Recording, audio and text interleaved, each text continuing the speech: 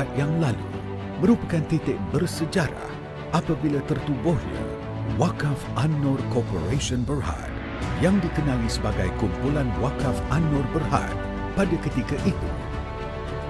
Inisiatif perwakafan ini bermula dengan pewakafan aset di mana tapak Masjid An-Nur dan Klinik Wakaf An-Nur Kota Raya telah diwakafkan kepada Majlis Agama Islam Negeri Johor oleh Johor Corporation.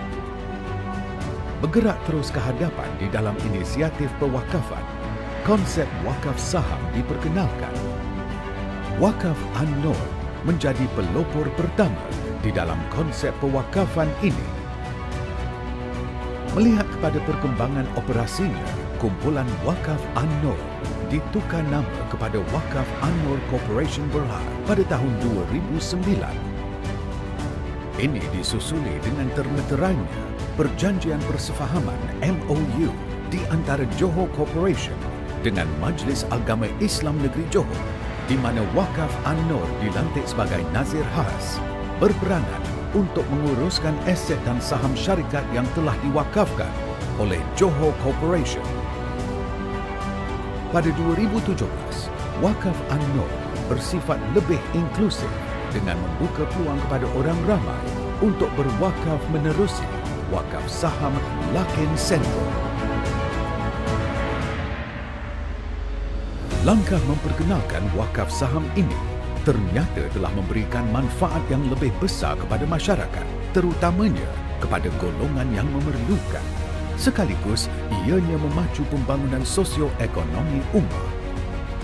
Ini dapat dilihat melalui 5 aktiviti teras tanggungjawab korporatnya, iaitu kebajikan am, pengurusan masjid, kesihatan, pembangunan sosioekonomi, kemasyarakatan. Sepanjang 2 dekad beroperasi, pelbagai anugerah dan pengiktirafan yang telah dicapai oleh Wakaf An-Nur ini sekaligus menjadikan Wakaf An-Nur sebagai sebuah badan korporat bertaraf institusi wakaf saham yang pertama di Malaysia. Kemajuan dan kecemerlangan yang dicapai selama ini menjadi pemangkin utama untuk Wakaf An-Nur terus produktif dan progresif di dalam meningkatkan lagi inovasi wakaf. Wakaf An-Nur komited menjadikan institusi wakaf ini terus mampan, lestari dan profesional bagi memperkasa ekonomi ummah sejagat.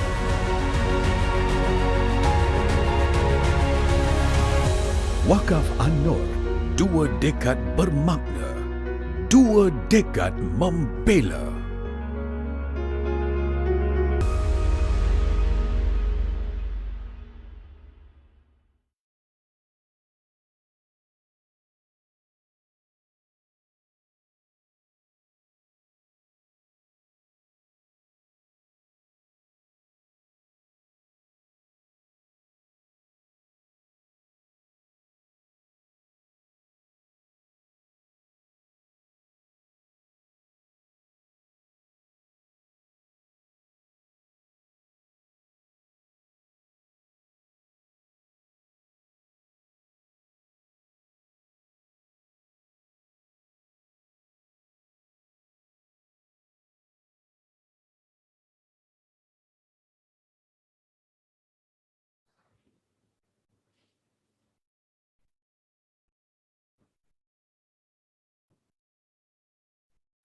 Boleh?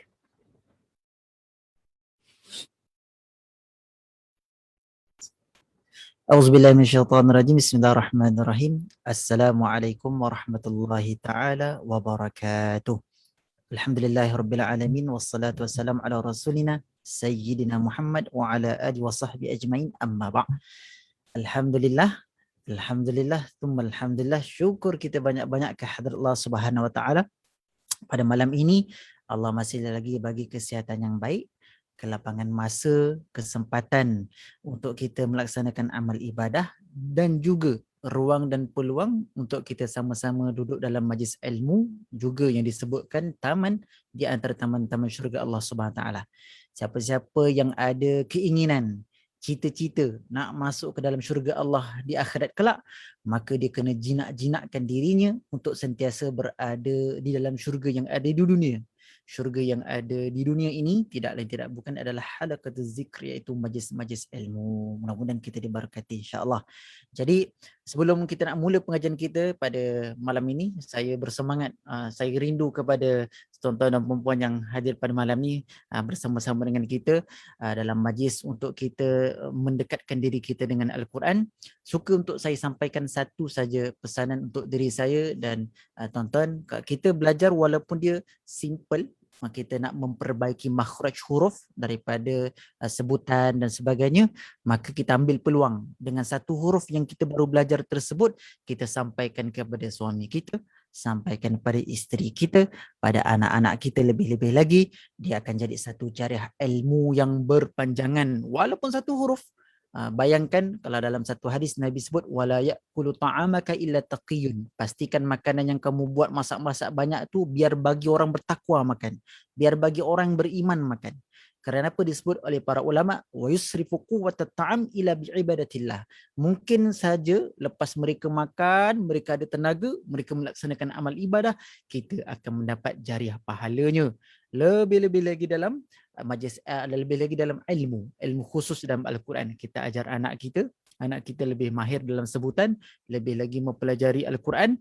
Akhirnya dia jadi di antara orang yang hafiz Al-Quran. Kita ni mungkin dah tua dah, kita akan mendapat pahala yang berlanjutan dan berterusan. Jadi belajar huruf simple pada malam ni, tapi sampaikan kepada ahli keluarga kita insya-Allah. Okey, khair. Minggu lepas kita dah sentuh huruf di antara yang menceritakan huruf yang berada di hujung lisan. Huruf yang kita bahaskan pada minggu lepas adalah huruf ra dan huruf lam.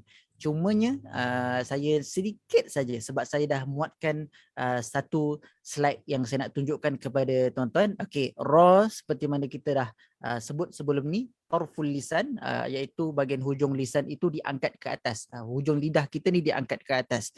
Sehingga kan bila diangkat ke atas tu, dia akan ada satu yang namanya al-fajwah. Al-fajwatu allati yamurru minha juz'us saut. Yang mana ada ruang di hujung lidah tu di mana akan adanya aliran suara. Macam gini bentuknya. Ni gambar yang saya nak muatkan. Saya ambil gambar ni melalui kamera, phone camera dalam ada kitab, kemudian saya masukkan di sini. Jadi nampak tak? Jadi sebab tu kalau kita tengok sifat ra ni di antaranya, kalau tuan-tuan tengok kat sini ni, ada yang namanya inhiraf. Inhiraf, melencong. Melencong itu maksudnya aliran udara yang keluar daripada bawah ni, daripada kita dalaman, dia keluar sampai ra tu dia akan melencong ke tengah. Itu udara yang melencong ke tengah itu namanya inhiraf, maka terhasillah huruf ra. Ra. Jadi bila sebut ra tu, adakah muncung mulut kita? Tidak. Ra. Salah lah tu. Ra. Tak. Cuma mulut kekal dalam keadaan maco. Biasa je. Tenang-tenang je. Cuma yang diangkat hanya lidah sahaja. Sehingga kan ada ruang tu. Al-fajwah tu. Yang disebut al-fajratul lati yamurru minha juz'us saut. Yang mana ada ruang sedikit di hujung lidah tu di mana akan ada aliran suara. Inhiraf itu berlaku. Ra. Okey. Itu sedikit yang saya nak muatkan satu gambar, dan kemudian gambar yang kedua yang saya nak muatkan pada minggu lepas adalah ni lam. Lam. Kalau tuan-tuan ingat minggu lepas kan saya keluarkan lidah saya mohon maafkan, saya keluarkan lidah, saya tunjuk bahagiannya, tapi saya nak bagi tahu bahagian yang disebutkan lam tu yang sepatutnya yang ada ataupun yang perlu kita lihat ni. Ni. Akhir sisi lidah tu, dia punya permukaan hujung tu sehingga tepi sisi lidah. Yang itu diletakkan di atas gusi atas ni, gusi atas gigi ni. Ada ni gigi namanya thanayal ulia rubaiyat dia, gigi depan ni letak kat gusi atas tu. Nak katakan disebutkan oleh para ulama min adna hafatil lisan, di antara hujung sisi lidah ni, jadi diletakkan dia dekat, nak katakan ni lidah ni, ni permukaan yang warna kuning tu. Permukaan warna kuning tu semuanya akan diletakkan di gusi di belakang gigi atas kita tu. Lam, la, li, lu. Maka lidahnya bersentuh. Dia tak tekan pun tapi dia bersentuh. Maka terhasillah huruf lam. Itu ini gambar rajah yang kedua yang saya nak muatkan pada dan yang saya nak kongsikan kepada tuan-tuan pada malam ni yang minggu lepas tak dapat kongsi. Okey, pada malam ni kita nak masuk, dia ada 3 beradik lam, ra dengan nun. Dia tidaklah satu makhraj tapi dia berhampiran. Ni jiran-jiran yang kira nak katakan jiran yang rapat lah. Dia ada 3. Jadi lam, ra dan nun. Jadi kalau kita tengok huruf nun, pertama sekali kita tengok dululah di antara sifat-sifat yang ada dalam huruf nun. Jahar, iaitu huruf sebutannya jelas. Istifal, rendah. Bila dikatakan rendah, bahagian pangkal lidah tak terangkat. Bahagian pangkal lidah dia kekal dalam keadaan rendah, tak terangkat. Nun. Tawassut itu bermaksud dia itu tidak tertahan aliran suara, dan dia juga itu tidak rakhawah, tidak lepas di tengah-tengah. Dia bainiyah ataupun tawassut di tengah-tengah. Nun. Ada huruf yang duduk tawassut atau bainiyah ni ada lin umar. Lam, nun, ain, mim, ra. Gunnah. Okey. Gunnah ni bila dikatakan gunnah ni nak katakan dia akan ada aliran suara yang akan lalu daripada hudung, daripada hidung. Kalau disebut oleh para ulama, min tarfil lisan ma'a yuhadhihi bil lithah wa yusahibuhuma gunnah minal khayshum. Nak katakan bila diangkat hujung lidah itu ke atas, dalam masa yang sama disertai dengan bunyi datangnya daripada khayshum ni. Khayshum ni rongga hidung ni. Ada dengung ataupun ada gunnahnya daripada rongga hidung. Nun, an. Kalau tuan-tuan sebut an, maka kita akan rasa rongga hidung ni dia bergetar. An, tu. Itu yang namanya gunnah. Dan yang kelima adalah infitah. Infitah ni maksudnya apa? Maksudnya lidah kita tidak merapati lelangit. Dia tak tertutup, dia tak terkatup, dia terbuka. Bahasa mudah macam itulah. Nanti lama-lama kita ulang-ulang, nanti lama-lama nanti tuan-tuan dah biasa dengar dengan nama-nama sifat huruf. Okey, nun. Sekarang saya nak tunjuk di antara tempat dia. Nampak tak dalam gambar rajah ni? Ini yang maksud saya dia berjiran. Dia duduk berhampiran. Kalau lam itu bahagian hujung permukaan lidah dengan tepi ha min adna hafatul lisan tu semua ni bahagian sini ni, maka dia akan kena pada langit di belakang geraham, belakang gigi atas ni. Sini ya. Kemudian atas dia sikit, tahtal lam. Kalau dia sebut millisah tahta makhrajul lam, atas sikit daripada makhraj lam tu akan ada makhraj nun, atas lagi baru ra. Ra tu lidah diangkat lebih tinggi sehingga akan ada rongga ataupun ada ruang yang sedikit yang saya sebut, yang saya tunjukkan dia punya gambar aja tadi. Ra. Tapi kalau nun depan, dia duduk tengah-tengah. Dan bila nun ni disebut oleh para ulama tarful lisan. Bila disebut tarful lisan maksudnya apa? Hujung lidah. Kalau saya tunjuk lidah, bahagian hujung ni diangkat di antara makhraj ra dan lam. Okey. Jadi kita akan sebut, kita angkat lidah kita na. Hujung lidah akan kena dengan langit atas na. Tapi di hujung lidah kalau lam, bezanya lam adalah permukaan hujung lidah min adna hafatul lisan, juga bersama dengan apa kita panggil ni, bahagian tepi sisi lidah macam gambar rajah yang situ, yang itu semua dia akan bersentuh dengan langit atas. Tapi kalau nun turful lisan, hujung lidah dia akan kena ke langit atas di antara lam dan ra.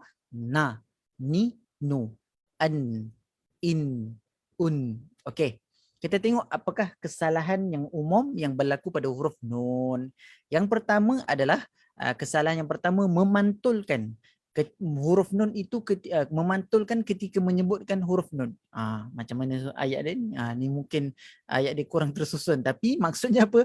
Bila sebut nun dia ada pantulan. Contohnya dalam surah Al-Fatihah pada ayat yang ke-7 bunyi begini. Alladzina an'amta an'am ana tu dia ada pantulan, soalan pantulan. Alladzina jadi bila ada ana tu pantulan yang tidak sepatutnya keluar. Maka perlu bahagian hujung lidah tu kena dengan langit atas. Alladzina dia angkat ke atas. Alladzina an. Kalau kita dalam keadaan yang tidak bersedia atau dalam keadaan kita tidak mengambil perhatian, barangkali boleh dipantulkan alladzina an'am. Itu kalau baca malaslah. Jadi kena perhatikan perkara tersebut supaya tidak ada pantulan pada sebutan huruf nun. Kesalahan yang kedua, Ni. Ini common mistake kebiasaannya berlaku. Kurangnya dengung ataupun kurangnya gunnah bila nun bertasydid. Bila nun bertasydid kat sini. Kalau tuan-tuan kalau boleh tengok lebih lanjut perbahasan para ulama dalam gunnah ni dia ada tabaqat apa ni? Akmal matakun. Dia ada sampai begitulah. Jadi nak katakan bila bertasydid, nun yang bertasydid nak katakan gunnah yang sempurna dengan kadar 2 harakat. Kadang-kadang orang baca Bismillahirrahmanirrahim. Inna a'tayna. Adalah inna pendek. Lepas tu mat jaiz munfasil pun dia pukul pendek. Dia dah 2 kesalahan. Jadi sepatutnya inna 2 harakat. Kalau dia baca dengan hadar, maka tempoh 2 harakatnya lebih lajulah. Bacaan hadar tu maksudnya bacaan yang laju, maka tempoh 2 harakatnya mengikut bacaan hadar. Tapi kalau kita baca mungkin secara tartil, Bismillahirrahmanirrahim. Inna 2 harakat tu. Gunnah tu perlu dijaga. Kalau saya dulu ketika mana kami belajarlah, biasa memang akan di guru kami dia akan dia ajar untuk biasa kira dengan tangan. Kalau belajar kan, bila baca, kalau tengah tasmi' baca Al-Quran, kira dengan tangan. Kalau 6 harakat, kira 6. Sama, contohlah, wardhalin, kira juga dengan 6. Itu contoh-contohlah. Ni kesalahan yang biasa berlaku. Baca mungkin baca kurang, gunnahnya tak cukup 2 harakat. Dia jadi mungkin 1,5 harakat. Yang ketiga adalah sebutan nun yang seakan bunyi sebutan dha. Ini jarang berlaku tapi ada juga dalam surah Ali Imran pada ayat 193. Contohnya, an amidhu ini jarang berlaku tetapi ada saja. Nak katakan an amidhu, dia macam gitu, dia macam bunyi ada seakan bunyi za, tapi saya rasa jarang berlaku lah. Okey. Di antara saya nak disebabkan nun ni tak begitu kalau kita tengok nun ni dia tak begitu complicated, jadi kita akan terus kepada pembacaan. Kita akan tengok siapakah yang boleh nak volunteer untuk membaca. Saya rasa di antara orang yang pertama tadi yang bersama dengan kita Puan Amizah. Puan Amizah boleh? Puan Amizah, silakan. Boleh, insya-Allah Ustaz. Surah Ibrahim pada ayat yang kelima, silakan. Boleh. A'udzu billahi minasyaitonir rajim. Bismillahirrahmanirrahim. Bi ayatina an akhrij. Lagi sekali, maratan ukhra. Bi ayatina an akhrij. Itu tu. Dengar, nak katakan ada 2 nun bi ayatina, tu kita dah angkat lidah an. An tu bunyi dengan bacaan dengan bunyi bacaan yang betul. Maksudnya diangkat an, dalam masa yang sama dia akan ada getaran sedikit di hidung, di khasyum. An akhrij, an. Dia tak ada ana, tak ada pantulan. Bi ayatina ana, pantulan tak ada. Bacaan yang baik Puan Amizah. Jazakallah khair. Okey. Ni nun sebab dia ringkas je, insya-Allah mudah. Jadi kita ada 2 contoh. Contoh yang kedua, silakan kalau kita tengok Puan Nur ataupun Puan Anizah. Silakan. Sekejap, saya tak nampak slide saya. Allahu Akbar. Puan Mai boleh? Silakan Puan Mai. Ada Puan Nahanizah, ada Puan Nur, ada Puan Mai ada. Okey, silakan Puan Nur. Baca untuk surah Al-Alaq pada ayat yang ke-6. A'udzu billahi minasyaitonir rajim. Kalla innal insan. Okey, maratan ukhra lagi sekali, Puan, silakan. Kalla innal insan. Baik, alhamdulillah, jazakallah khair. Bacaan yang baik Puan Nur. Kalla inna tu, nak katakan inna wajibul gunnah, dan ketika itu idgham akmal ma takun, nak katakan idgham yang sempurna dengan kadar 2 harakat dibaca. Kalla kita baca dengan 4. Bacaan yang baik. Jadi nun nak katakan insya-Allah lah tak ada perkara yang susah sangatlah. Mudah-mudahan semua kita boleh cuba di rumah. Bila baca, tuan-tuan boleh cuba dekat rumah. Yang ni pun sama. Kalau tuan-tuan boleh, saya, sebab kita hari ni yang berada di Zoom ni cuma ada lebih kurang 1, 2, 3, 4, 5 orang je, tak ramai. Jadi kalau tak ada, saya punya di antara talibul ilm favorite ni, Puan Hamizah. Silakan Puan Hamizah. Kalau Puan Hanizah dan Puan Mai tidak muncul, Puan Hamizah bersedialah, boleh? Boleh Ustaz, Okey, insya-Allah. silakan. Saya Ustaz. Ya, silakan. Okey. Na, ni, nu, an, in, un, anna, inni, unnu. Khair, tamam. Jadi saya rasa itu bacaan yang lancar, sebutan yang baik dan sebutan yang tepat. Yang pasti bila kita sebut an, contohlah an, in, un ataupun anna, pasti akan ada waishtarak, akan ada disertai dengan gunnah yang datang daripada hidung. An, kalau tuan-tuan letak tangan kat hidung, memang akan ada rasa vibration. Anna, inni, unnu, begitu. Itu vibration tu maksudnya apa? Itu dikatakan wa yusahibuha, akan turut serta bersamanya gunnah minal khusyum, ada dengung daripada rongga hidung. Jadi itulah bacaan huruf nun. Itu sebutan huruf nun. InsyaAllah khair. Saya rasa nun tak ada masalah. Okey. Habis adik-beradik, yang kita bahaskan di hujung lidah tu ada lam, ada ra dan ada nun. Sekarang kita nak menceritakan pula huruf di antara yang duduk di hujung lidah juga, tarful lisan. Duduk di bahagian hujung lidah ada 3 huruf, iaitu ta, dal dan ta. Tapi kita akan mula bahas dengan huruf ta. Huruf ta. Kalau tuan-tuan boleh tengok dekat gambar rajah di sini, nampak tu hujung lidah tersebut dia akan diletakkan di, kalau kita sebut di atas, bahasa dia tuan-tuan, di pangkal gigi sanayal ulia. Tarful lisan ma'usulil sanayal ulia. Itu bahasanya lah. Kalau dia punya kalau kita tengok kedudukan dia, tarful lisan ma'usulil sanayal ulia, nak katakan hujung lidah itu akan duduk di pangkal. Nak katakan di gigi sanayal ulia. Minta maaf saya tunjuk sikit. Kalau macam ada gigi rabbit kita ni 2 depan ni. Ni sanaya. Sanaya ni. Jadi nak katakan dia akan duduk di pangkal gusi. Permulaan gigi tu hujung lidah akan parking kat situ. Itu adalah huruf ta, dal dan ta. Okey, kita tengok dulu apakah sifat yang ada pada huruf ta. Ada 4 sifat. Saya nak bagi tahu lah tuan-tuan, jangan tuan-tuan kata ustaz saya tengok dalam kitab ada 5 sifat. Ya betul. Ada lagi satu tu izlaq ataupun ismat, saya tak masukkan kerana ia tidak mempengaruhi dalam bentuk sebutan, dia cuma menceritakan dalam bentuk huruf itu sahaja. Okey. Ta ada sifat hamas, ada dia punya hembusan dia bila sebut ta. Tapi la ifrat wala tafrit, dia tidak berlebihan, terlalu berlebihan dan tidak terlalu kurang. Kemudian dia ada syiddah. Syiddah ni maksudnya apa? Tertahan aliran suara. Contoh kita samawat, kita tahan. Minas, kalau amzah ada syiddah juga, minas sama, itu syiddah. Jadi tertahan aliran suara huruf ta, dan bila tertahan aliran suara tersebut akan terkeluar sedikit hamas. Itu huruf ta.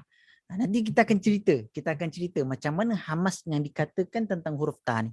Kemudian ada sifat infitah, dan juga infitah terbuka, dan istifal ini rendah, pangkal lidah tu rendah.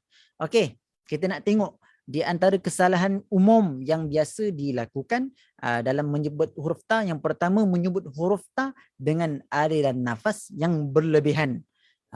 Yang ini saya kiralah pernah jumpa dan selalu je jumpa. Contohnya dalam surah An-Nahl pada ayat yang ke-32 dibaca begini. A'udzubillahi minasyaitonirrajim. Alladzina tatawaffa. Dengar tu. Alladzina tatawaffa an'amta alaihim. Tu nak tekan aliran nafas yang dikeluarkan itu berlebihan, sehingga kan bunyi ta tu seakan-akan bunyi macam tadi, tatawaffa an'amta alaihim. Yang itu adalah satu kesalahan yang tidak patut dilakukan. Ta tu dia tidak boleh berlebihan. Dia cukup memadai, ada hamas tapi tidak boleh berlebihan. Kesalahan yang kedua adalah terdapat qalqalah ataupun pantulan ketika menyebut huruf ta yang bersukun. Contohnya dalam surah Al-Mu'minun pada ayat yang ke-44, bagaimana firman Allah SWT disebut fa'atba'na, tapi orang baca ada qalqalah, fa'atba'na, fa'at, te tu nak bagi mana tuan? Te tu nak bagi mana? Te tu tak boleh keluar. Simpan dia. Fa'atba'na. Kita nampak macam saya tak buat, tapi kadang-kadang takut-takut kita sendiri terlepas. Fa'atba'na. Sepatutnya akan hanya sedikit hamas yang ada, syiddah dan hamas. Kalau dia bersukun, maka dia tertahan aliran suara, keluar hamas sedikit. Jadi fa'atba'na, gitu. Tak ada fa'atba'na, tak ada. Itu kesalahan yang perlu kita pastikan agar tidak berlaku. Kesalahan yang ketiga adalah terdapat desiran hamas ketika meneta yang bersukun. Rabbana atmim, ada desiran yang macam bunyi nos kereta tu kan. Rabbana atmim lana. Desiran tu juga tak sepatutnya dikeluarkan. Yang tadi tatawaffa tu dia hembusan hembusan udara yang keluar secara berlebihan ketika sebutan ta. Tatawaffa. Tapi yang ni ta dia mati. Desiran pula keluar. Rabbana atmim lana. Itu pun tak boleh. Dan surah At-Tahrim pada ayat yang ke-8. Jadi desiran ataupun hamas yang macam mana yang sepatutnya? Rabbana atmim lana. Saya nak dekat sikitlah dengan mic supaya tuan-tuan boleh dengar. Rabbana atmim lana. Dia ada sikit. Dia tak Rabbana atmim lana. Salah. Rabbana atmim tatawaffa an'amta alaihim. Ini adalah satu perkara yang perlu dielakkan dalam penyebutan huruf ta. Kadang-kadang baca siratal ladzina an'amta alaihim. Itu perlu diperhatikan, perlu diperbetulkan, lebih-lebih lagi dalam suratul Fatihah. Jadi ta ni dia cukup la ifrat wala tafrit, tak berlebihan dan tidak berkurangan. Tak boleh tak sebut langsung Rabbana atmim lana. Rabbana atmim lana. Hilang terus, tak boleh. Dia ada sedikit Rabbana atmim lana. Yang tu. Itu kena perhatikan. Okey. Ada lagi satu. Yang keempat adalah kesalahannya menebalkan huruf ta. Contoh dalam surah Ar-Ra'du pada ayat ke-28. Kenapa berlaku tebal? Sebab apa tuan-tuan tengok? Ta ni dia duduk sebelah huruf ta.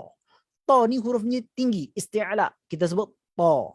Ta. Jadi disebabkan dia nampak huruf ta, dia kata alang-alang ta tu dah tebal, dia bantai ta tu sekali tebal lah. Dia kata package. Dia kata 2 in 1. Dia kata sekali package. 2 huruf bunyi sama. Bunyi dia begini. Yang salah lah.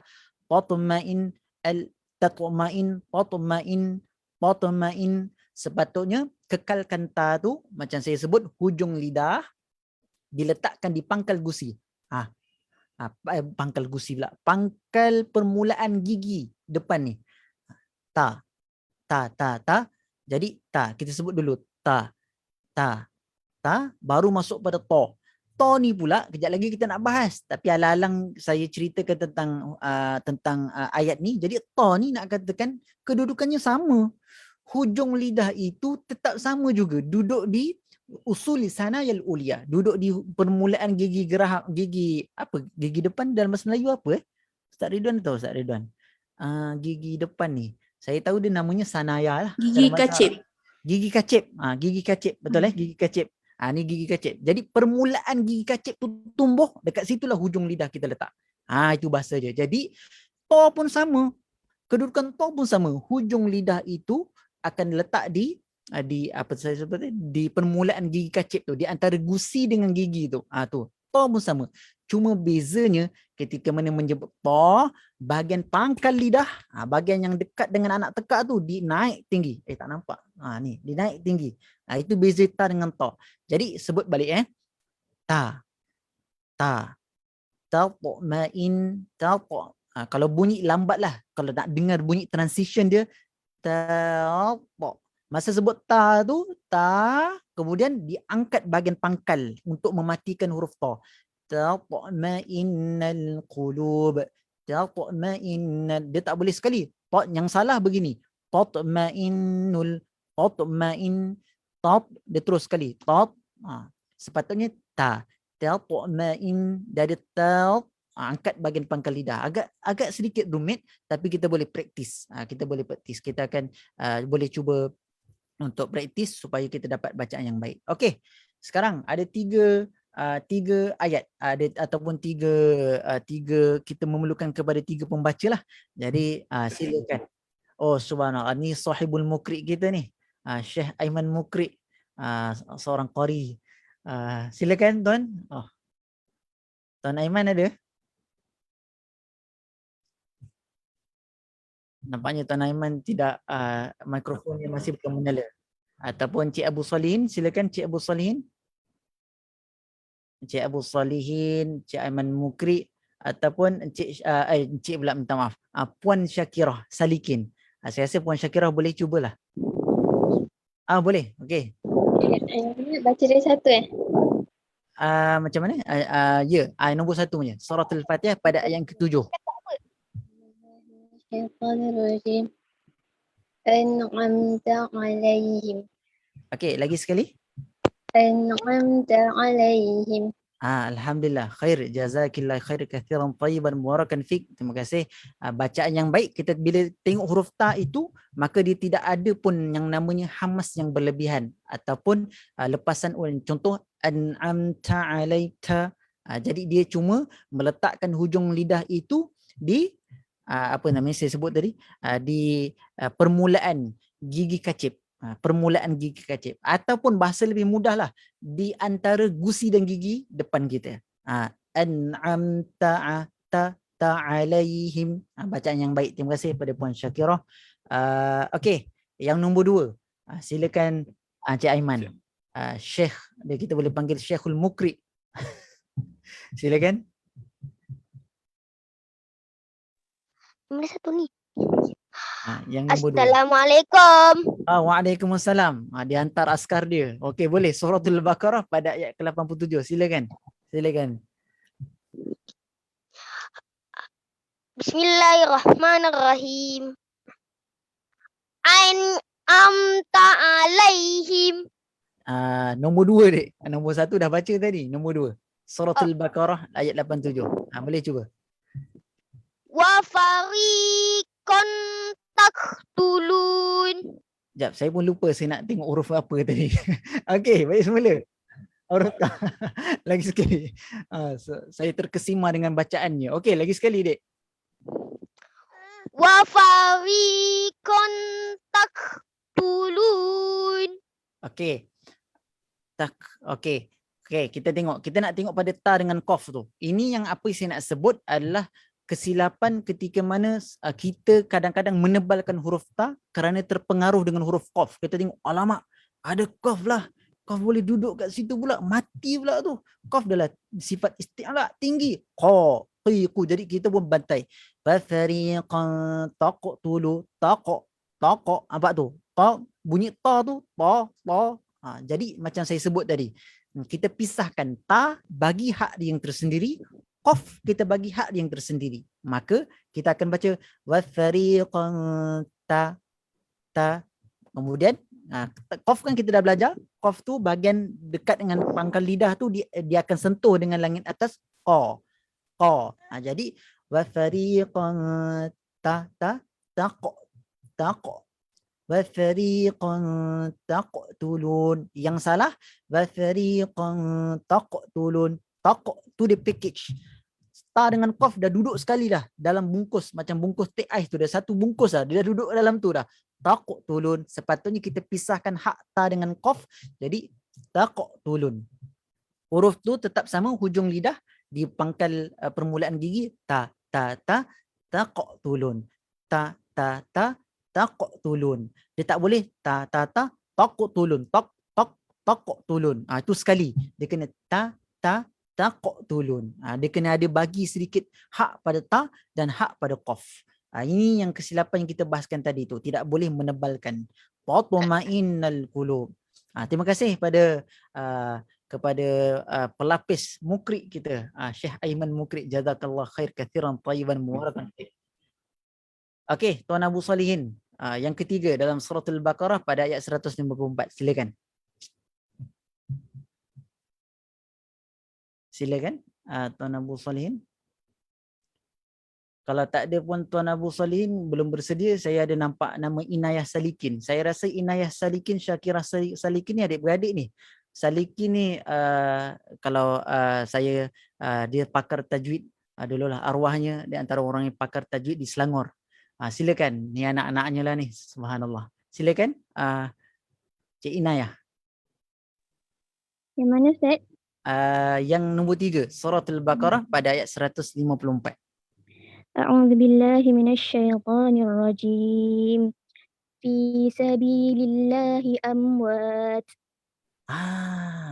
Yang itulah hamas yang kita nak dengar. Dia tidak berlebihan dan dia tidak berkurangan. Fi sabil, ta tu bila waqaf, jadi bila kita waqaf dia akan mati.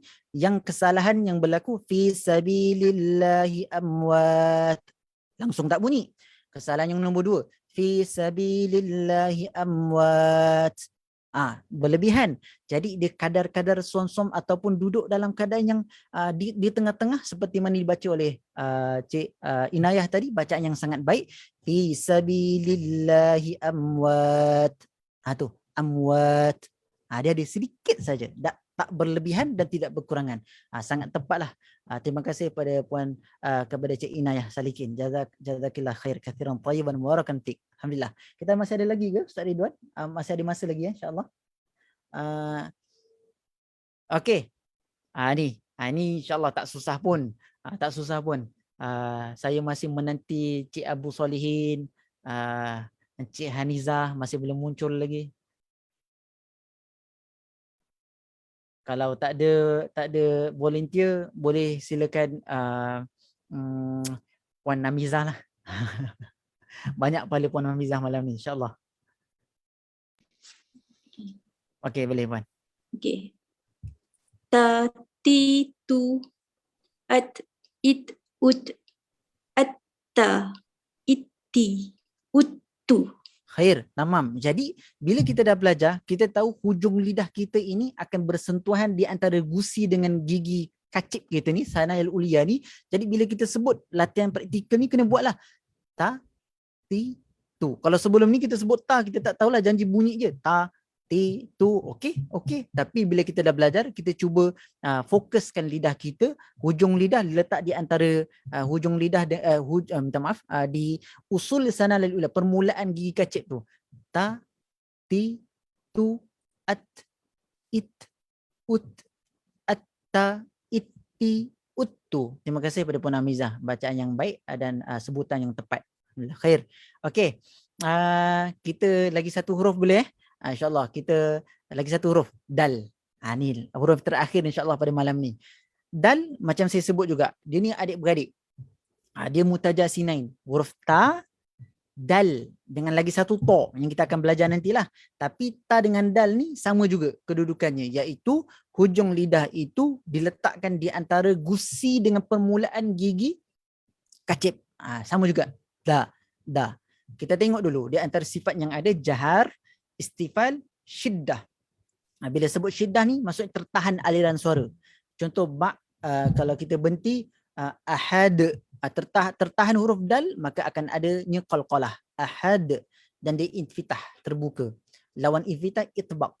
Saya tak cerita panjanglah, bahagian ni nanti kita jumpa baru saya akan bahas. Okey. Kita tengok di antara kesalahan yang biasa berlaku pada huruf dal, iaitu yang pertama, tidak dibunyikan qalqalah pada huruf dal yang bersukun.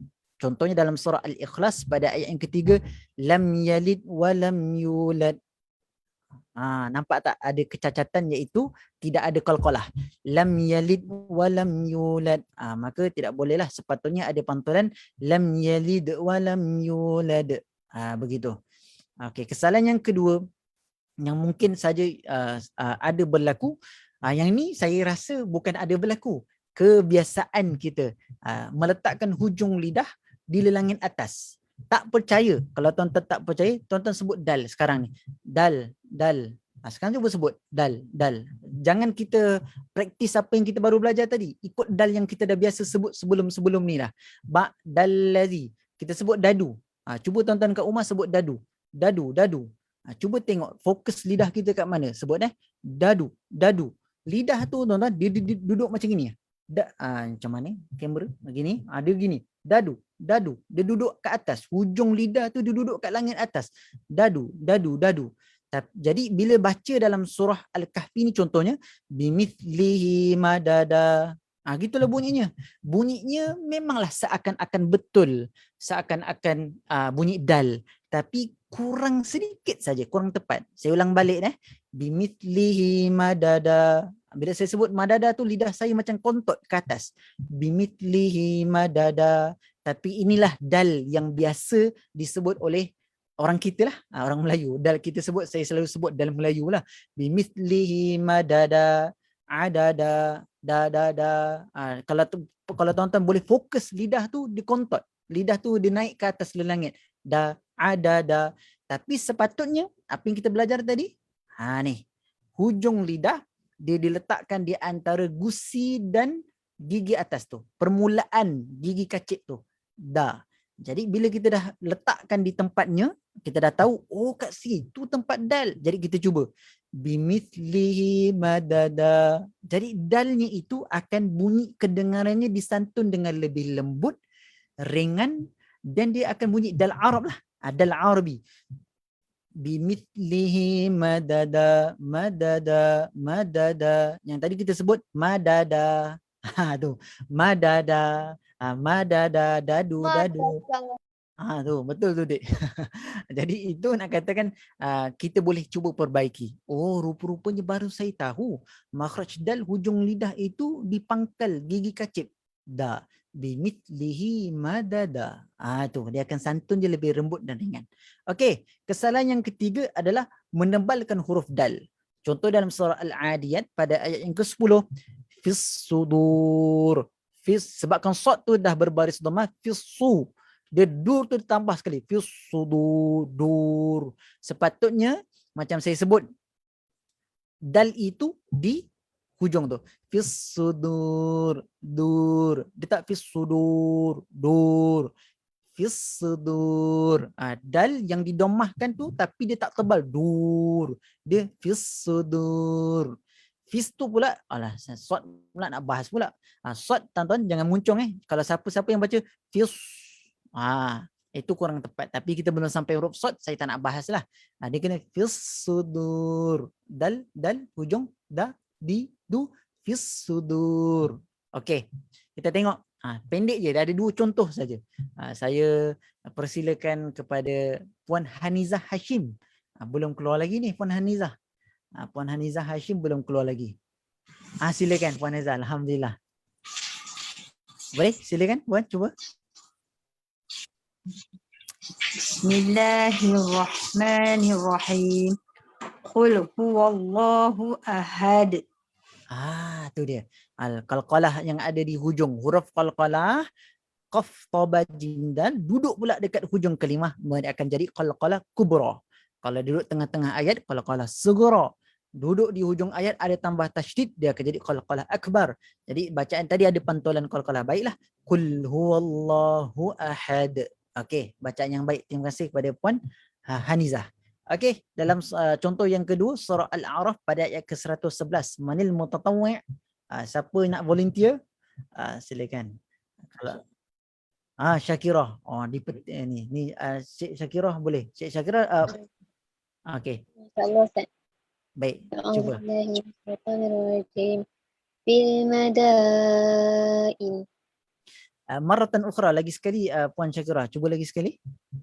Bil madain. Subhanallah. Saya cuma nak dapat contoh. Kalau bacaan dal yang diangkat lidah tu dia akan bunyi ni.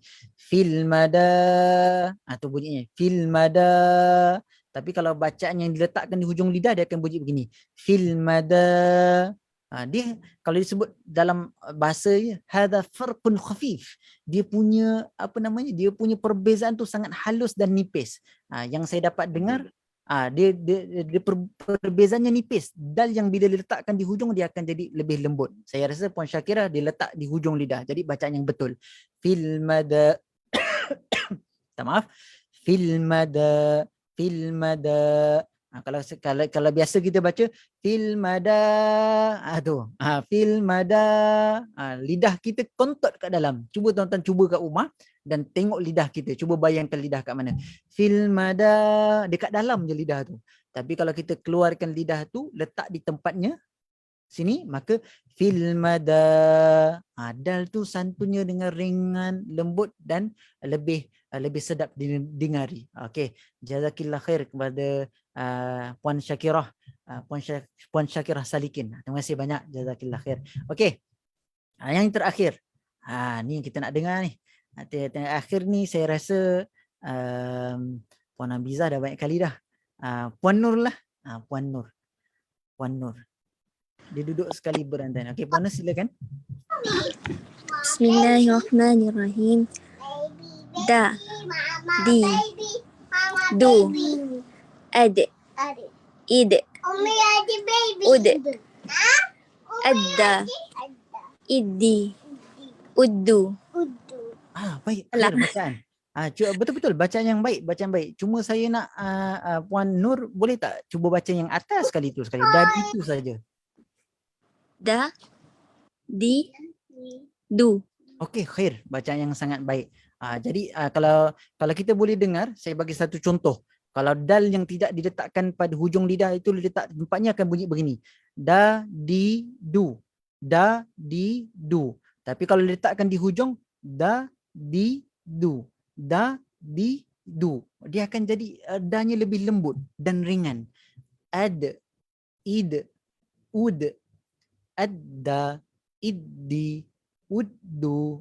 Begitu. Jadi nak katakan dal kita dah tahu, dah sebut dal. Tapi kita boleh perbaiki dengan memposisikan hujung lidah itu di tempatnya, akan terhasillah dal yang sepatutnya yang disebut dal Arab. Kita kena nak jadi dal Arab lah, sebab Quran ni diturunkan atas lisanul Arab. Maka kita cuba dalam menyebut da, di, du. Jadi bacaan yang baik kepada Puan Nur. Saya rasa Puan Nur Ainatis Salikin, jazakillah khair. Terima kasih banyak. Okey, saya rasa kita disebabkan dah 8.50, subhanallah. Minta maaf lah. Jadi saya rasa kita terpaksa naktafi bihadzal qadar, kita berhenti dulu di sini dan mana kita akan sambung pada minggu hadapan dengan huruf ta. Dia punya adik-beradik lagi lah, sejenis dia huruf ta yang kita akan bahaskan pada hari Isnin minggu hadapan, insyaAllah. Jadi terima kasih banyak kepada yang setia dalam pengajian ilmu dalam kita ini untuk memuliakan kita mempelajari Al-Quran. Allah memuliakan kita sehingga ke akhir pengajian. Alhamdulillah, dan terima kasih banyak.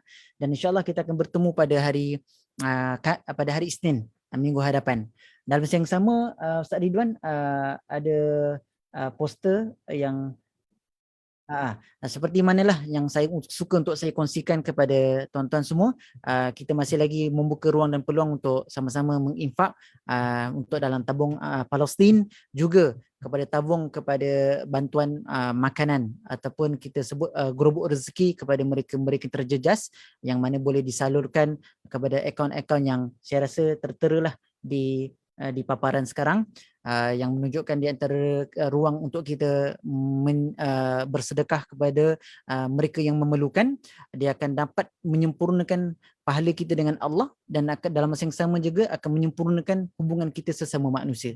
Two in one lah, insyaAllah. Jadi sekadar itu saja, kita sudahi dengan tasbih farad suratul Asr. Subhanakallahumma wa bihamdika asyhadu an la ilaha illa anta astaghfiruka wa atubu ilaik. Bismillahirrahmanirrahim. Wal 'asr innal insana lafi khusr illa alladhina amanu wa 'amilus salihat wa tawassaw bil haqq wa tawassaw bis sabr. Assalamualaikum warahmatullahi taala wabarakatuh.